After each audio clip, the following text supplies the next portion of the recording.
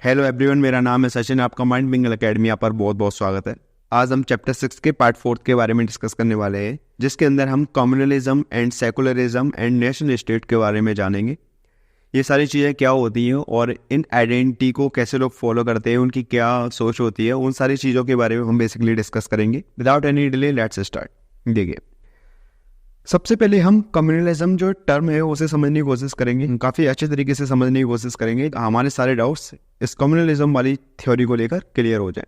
Communalism refers to aggressive chauvinism based on religious identity. देखिए, जो communalism होता है, जो कम्युनलिज्म आइडेंटिटी होती है, वो एक एज अ अग्रेसिव आइडेंटिटी देखी जाती है, जो कि बेस्ड होती है किस रिलीजियस आइडेंटिटी पर? चौविज्म वाली रिलीजियस आइडेंटिटी पर बेस्ड होती है। आगे समझते हैं चौविज्म क्या होता है। Chauvinism itself is an attitude that sees one's own group the only legitimate और worthy group। देखिए, ऐसे लोग होते हैं, उनकी ऐसी आइडेंटिटी होती है कि वो समझते हैं कि हम ही लेजिटिमेट और बर्थी ग्रुप के अंदर आती हैं, we are the superior man.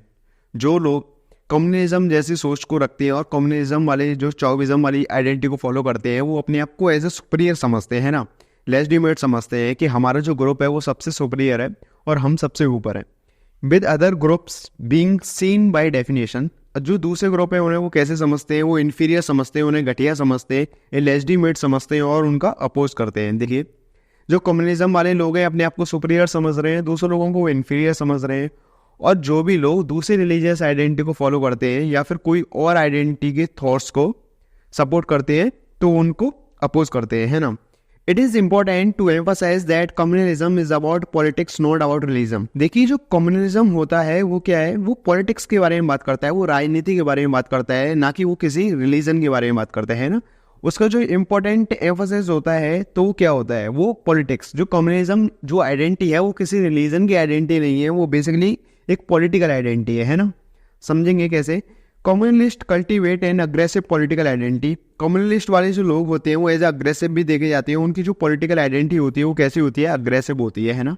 And are prepare to condemn और attack everyone who does not share their identity. और देखिए, वो कौन से लोगों के अगेंस्ट होते हैं? जो भी लोग उनकी आइडेंटिटी को शेयर नहीं करते हैं, मतलब उनकी आइडेंटिटी को सपोर्ट नहीं करते हैं, उन सब के अगेंस्ट होते हैं, उन सब पर वो अटैक करते हैं, है ना।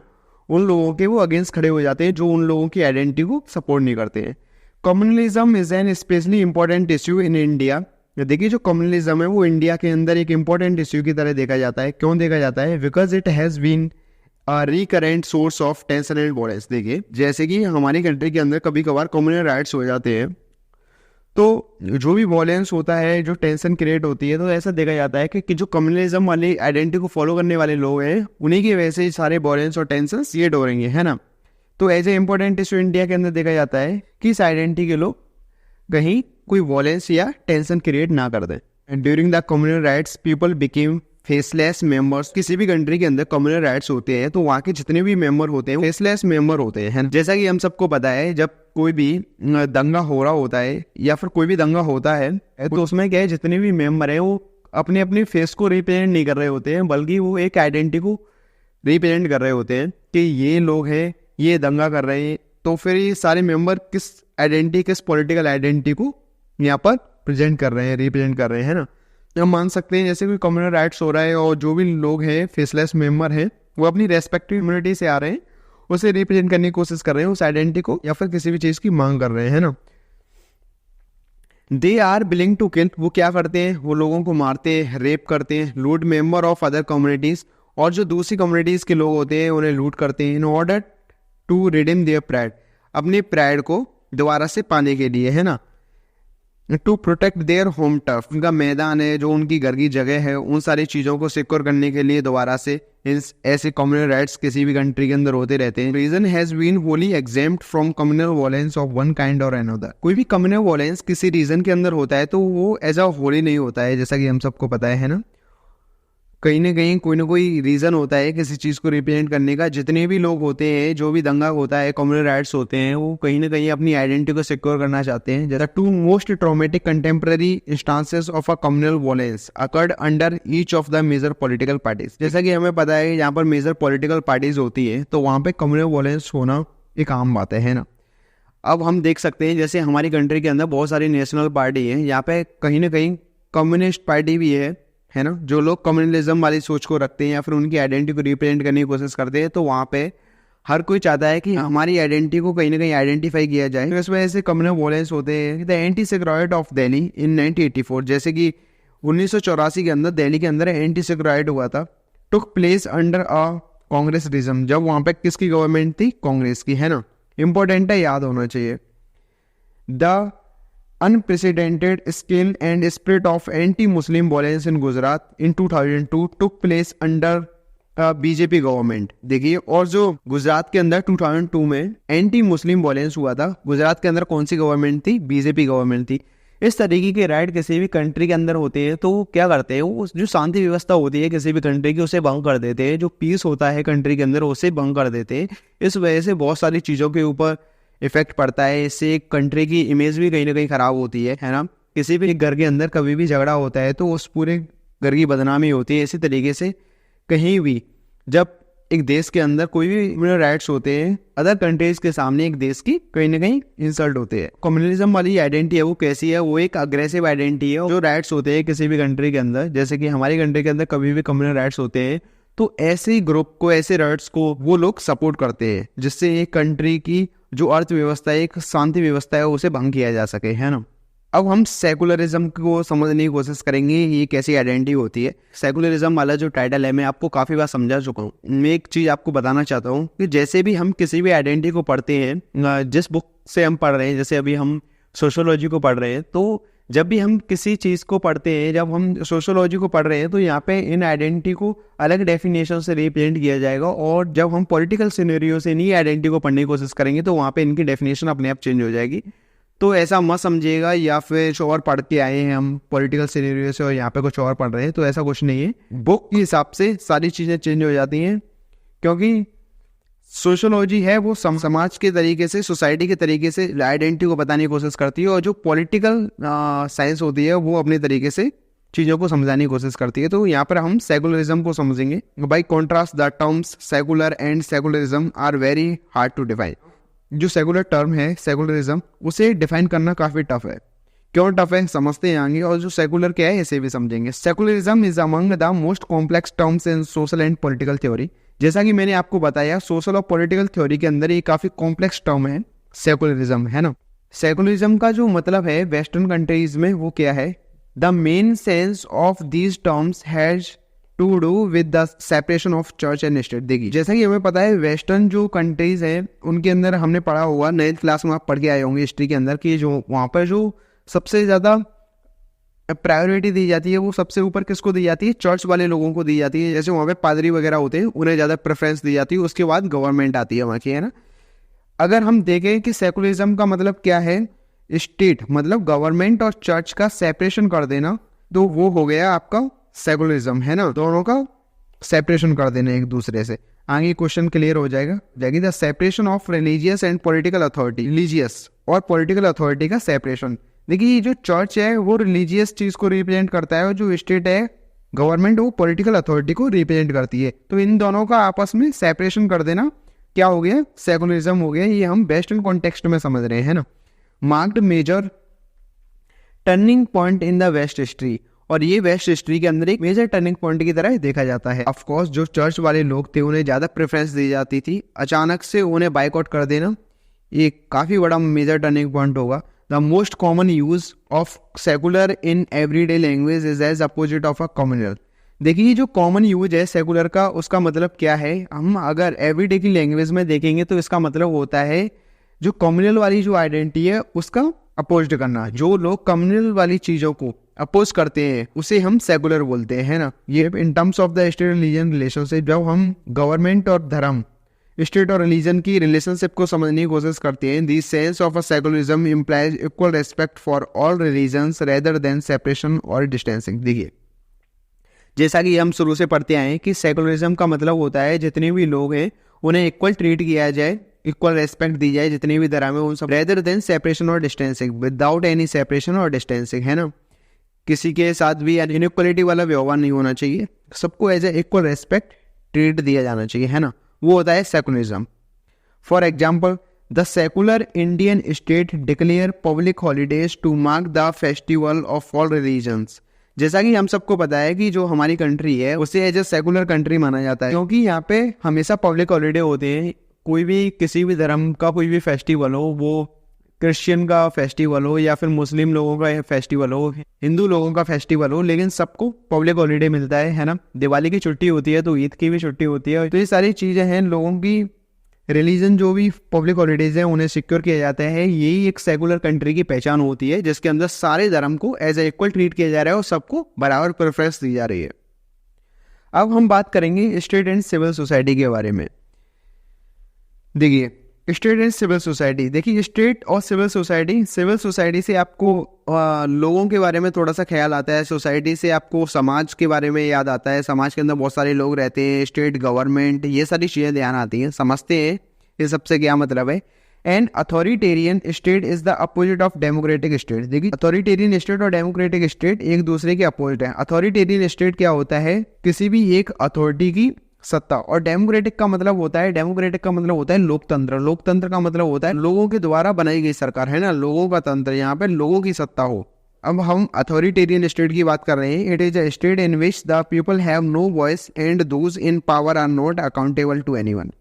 अथॉरिटेरियन स्टेट वो होते हैं यहाँ पे लोगों की कोई आवाज़ नहीं होती है ना, और लोग कभी भी पावर में नहीं आते हैं। वहाँ पे एक जो अथॉरिटी है जो चलती आ रही है वही पावर में रहती है हमेशा, और वो एज ए अकाउंटेबल रहती है ना भैया। अथॉरिटेरियन स्टेट ऑफ्टन लिमिट और abolish civil liberty like of freedom of speech, freedom of press. देखिए, अथॉरिटेरियन स्टेट कैसे होते हैं, जहाँ पे जो सिविल लिबर्टी होती है, लोगों की आज़ादी होती है, उसे छीन लिया जाता है। जैसे कि फ्रीडम ऑफ स्पीच उनकी छीन ली जाती है, उन्हें कोई बोलने का अधिकार नहीं होता है। फ्रीडम ऑफ प्रेस, जो प्रेस होती है उसकी फ्रीडम को छीन लिया जाता है। एज ए डेमोक्रेटिक कंट्री के अंदर हम देखते हैं इन सारी चीज़ों की हमें फ्रीडम होती है ना। हमारे मौलिक जो अधिकार होते हैं वो हमेशा ऊपर रहते हैं, लेकिन ऐसा अथॉरिटेरियन स्टेट्स के अंदर नहीं होता है।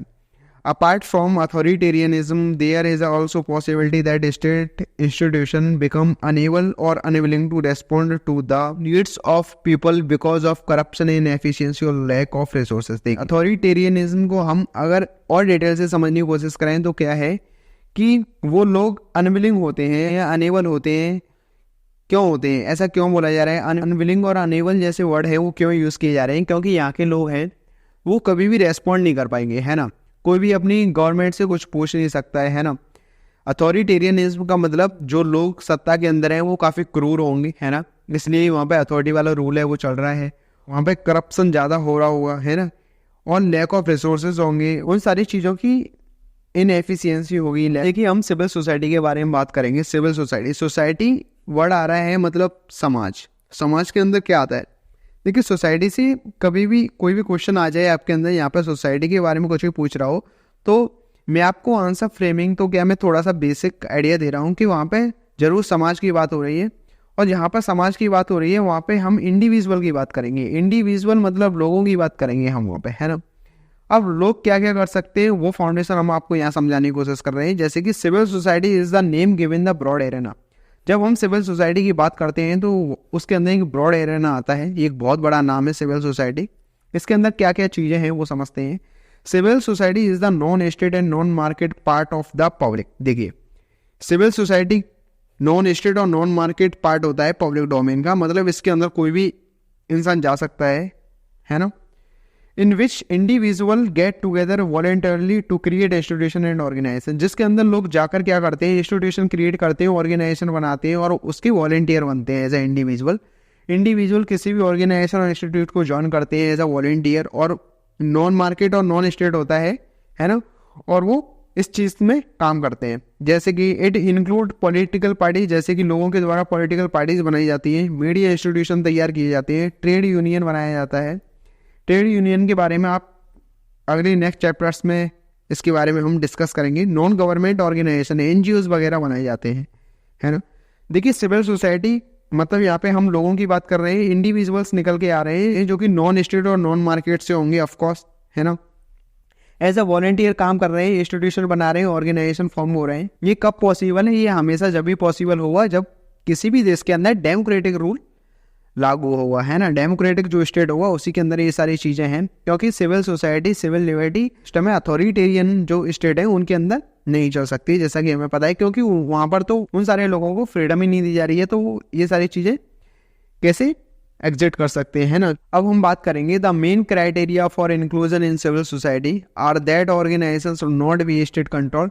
देखिए जैसा कि हमें पता है सिविल सोसाइटी के द्वारा जो एनजीओज वगैरह या फिर जो ऑर्गेनाइजेशन इंस्टीट्यूशन वगैरह बनाए जा रहे हैं वो स्टेट कंट्रोल में नहीं होते हैं, है ना। जब भी तो ऐसी चीज़ें क्रिएट होती हैं जो कि एज अ वॉलेंटियर लोग काम कर रहे हैं उसके अंदर, तो वो किसी भी हद तक जा सकते हैं अपने काम को अंजाम देने के लिए। And it should not B purely commercial profit making entity. और जो भी ऑर्गेनाइजेशन या इंस्टीट्यूशन वगैरह तैयार हो रहे हैं ये प्रॉफिट कमाने के लिए नहीं होते हैं, ये बस अपनी जो सिविल लिबर्टी है उसे सिक्योर करने के लिए बनते हैं ना। ऐसे मीडिया इंस्टीट्यूशन वगैरह तैयार हो रहे हैं, तो ये क्या है, ये बस जो रियलिटी है उसे ही लोगों के सामने लेकर आते हैं। The Indian people had a brief experience of authoritarian rule during the emergency. देखिए अब हम भारत के लोगों के बारे में बात करेंगे जिन्होंने अथॉरिटेरियन रूल है उसे भी कहीं ना कहीं एक्सपीरियंस किया है। वो कौन सा टाइम था, देखिए वो टाइम था इमरजेंसी वाला time. In force between June 1975 and January 1977, जो कि जून 1975 में इमरजेंसी को लगाया गया था और जनवरी 1977 तक ये चली थी। देखिए इमरजेंसी वाले टाइम पर इंदिरा गांधी हमारी कंट्री को रूल कर रही थी जैसा कि हमें पता है ना। पार्लियामेंट वॉज सस्पेंडेड, जब पार्लियामेंट को सस्पेंड कर दिया गया था और new laws were made directly by the government, और गवर्नमेंट के द्वारा नए लॉज बनाए गए थे। क्या हुआ था इनके अंदर समझते हैं। Civil liberty were revoked and large number of political active people were arrested and jailed without trial. Civil liberty थी उसे रिवोक्ड कर दिया गया था, उसे खत्म कर दिया गया था, और जो पॉलिटिकल एक्टिव पीपल थे जो कि राजनीतिक नेता थे जो कि एज अ एक्टिव मेंबर काम कर रहे थे उन्हें अरेस्ट किया गया और बिना किसी ट्रायल के उनकी गलती है या नहीं उन्हें जेल में भेज दिया गया। और रात के 2 बजे के आसपास जो प्रेस थे उनकी बिजली को कट डाउन कर दिया गया था जिससे वो नेक्स्ट डे न्यूज़पेपर वगैरह रिलीज ना कर पाए, है ना। मतलब एक तरीके से अथॉरिटेरियन सिस्टम हो गया कि हमारी सत्ता है, हम ही यहाँ के मालिक हैं, वो सारी चीजें चल रही थी। When election were held unexpectedly in early 1977 the people voted overwhelmingly against the ruling Congress party. देखिए ऑफकोर्स यही होगा, जब 1977 के अंदर दोबारा से इलेक्शन होते हैं तो लोग क्या उसकी जो कांग्रेस पार्टी थी उसके अगेंस्ट में वोट करते हैं। जब आप किसी को, किसी भी कंट्री को या फिर किसी भी कंट्री के लोगों को क्रूर तरीके से उनके साथ मिसबिहेव कर रहे हैं, बिना किसी ट्रायल के आप उन्हें जेल के अंदर डाल रहे हैं, और जो प्रेस वगैरह है उन सारी चीज़ों की बिजली को कट डाउन कर रहे हैं, सिविल लिबर्टी को बिल्कुल ख़त्म कर रहे हैं, नए लॉ बना रहे हैं तुम, है ना, और लोगों के जो राइट्स है उन्हें सस्पेंड कर रहे हैं, तो ये क्या है, अथॉरिटेरियन सत्ता लेकर आए हैं ना आप, है ना। तो ये कहीं ना कहीं हमारी जो कंट्री है उसे हार्म करती है। और इससे क्या होता है, कहीं ना कहीं हमारी जो इंडिया की इकोनॉमी है वो भी कहीं ना कहीं ख़राब हुई थी, है ना। लोगों के सामने जो इमेज बनी हुई है वो भी ख़राब होती है। एक पूरी पार्टी जो फाउंडेशन बना के आती है, कोई भी कंट्री है या फिर कोई भी पार्टी है किसी भी कंट्री के अंदर ऐसी इमरजेंसी वाली चीज़ों को लागू कर दिए तो काफ़ी उसकी इमेज डाउन हो जाती है। तो इमरजेंसी उन्होंने उस टाइम पे लगाई थी, अभी तक वो उसकी भरपाई नहीं करवाई, जैसा कि सबको पता होगा। कांग्रेस पार्टी आज भी स्ट्रगल कर रही है। अब बीजेपी गवर्नमेंट हमारे देश के अंदर सत्ता में अभी ये इमरजेंसी लगा देती है किसी भी रीजन की वजह से, तो कहीं ना कहीं इसकी भी इमेज डाउन हो जाएगी, है ना। आप अपना पॉइंट ऑफ व्यू देना मुझे कि आप इसके बारे में क्या सोचते हैं। Forcing the state to respond to the people. देखिए तो गवर्नमेंट को फोर्स किया गया कि लोगों को इस चीज़ का रेस्पॉन्ड मिलना चाहिए। ये सारी चीज़ें अचानक से क्यों हो जाती हैं उन सारी चीज़ों के लिए, तो हमारे लॉ के अंदर एक चीज़ है जिसे हम राइट टू इन्फॉर्मेशन एक्ट बोलते हैं, ये बनाया गया है। राइट टू इन्फॉर्मेशन एक्ट 2005 के अंदर तैयार हुआ है। Act number 22/2005 is a law enacted by the parliament of India. जो हमारे भारत का पार्लियामेंट है उसके द्वारा इस लॉ को बनाया गया था, इसे फ्रेम किया गया था। 2005 के अंदर ये आया था। राइट टू इन्फॉर्मेशन के अंदर क्या होता है कि कोई भी गवर्नमेंट वर्क हो रहा है तो हर कोई भी एक एज ए एप्लीकेशन लिखकर हम उस चीज़ के बारे में इंफॉर्मेशन मांग सकते हैं गवर्नमेंट से, और यहाँ पे हम हार्ड कॉपी भी मांग सकते हैं उसकी डॉक्यूमेंट के जो ये सारी चीज़ें हैं लीगल है नहीं, या फिर जो भी इन्वेस्टमेंट आपने किया है ये कितना हुआ है, या फिर कितना, ये सारी चीज़ें जितनी भी जो डिटेल्स होती है जिन जिन चीज़ों का हमें राइट है वो सारी चीज़ें हम गवर्नमेंट से मांग सकते हैं, और ये कुछ टाइम के अंदर ही गवर्नमेंट को हमें देनी पड़ती है। यही होता है राइट टू इन्फॉर्मेशन एक्ट, है ना। इसी के साथ ये चैप्टर एंड हो जाता है और इसके बाद हम जो नेक्स्ट बुक है उसके बारे में हम डिस्कस करेंगे। देखिए मैं जनरली आपके कमेंट बॉक्स में इन सारी चीज़ों को जानना चाहूँगा, आपके पॉइंट ऑफ व्यू को जानना चाहता हूँ, कैसे सही कर सकते हो और बेटर तरीके से कैसे आपको बता सकते हैं, क्या समझा सकते हैं, आपको जो भी प्रॉब्लम आ रहा है उस चीज़ के बारे में बताइए। वो सारी चीज़ें हम सॉल्व करने की कोशिश करेंगे। और प्लीज़ अगर वीडियो आपको अच्छा लगता है तो लाइक कीजिए, चैनल को सब्सक्राइब कीजिए, बिकॉज ये आपके लिए तो फ्री है, लेकिन इससे हमारी बहुत हेल्प हो जाती है और इससे हमें मोटिवेशन भी मिलता है ना। मिलते हैं नेक्स्ट लेक्चर के साथ, जब तक के लिए जय हिंद, खुश रहिए, मस्त रहिए, चिल करिए।